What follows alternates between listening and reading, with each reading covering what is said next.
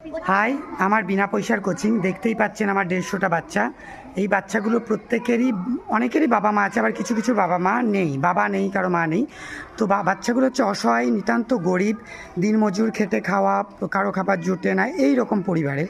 তো এইগুলো দিন শেষে রাত্রিবেলায় বাড়ি যায় এবং সবাই সরকারি স্কুলে যায়। কিন্তু সরকারি স্কুলে যাওয়ার আগে সকালবেলায় তাদেরকে কোচিং দেওয়া হয় এবং সরকারি স্কুল ছুটির পর বিকেলবেলায় তাদের কোচিং দেওয়া হয় ফ্রিতে। শুধু বিনা পয়সায় যে কোচিং দেওয়া হয় তা নয়, কোচিংয়ের শেষে প্রতিদিন একটা করে টিফিন সামর্থ্য অনুযায়ী দেওয়া হয়। এছাড়া প্রতি মাসে যে খাতা, পেন, শিক্ষা সামগ্রী যা লাগে সেটা দেওয়া হয়। বছরে একবার স্কুল ব্যাগ দেওয়া হয়, একবার ছাতা দেওয়া হয়, দুবার জুতো দেওয়া হয়। এছাড়া বাচ্চাদেরকে পয়লা বৈশাখ নতুন জামা দেওয়া হয়, মকর সংক্রান্তি এবং পুজোয় নতুন বস্ত্র দেওয়া হয়। এইভাবে আমার পরিবার, দুস্থ বাচ্চাদের পরিবার বা বিনা পয়সার কোচিং আজ 7 বছর ধরে চলছে। আমার একটা ছোট্ট বিউটি পার্লার, সেটার উপার্জন থেকেই এই পার্লারটা, এই পরিবারটা আমার চলছে।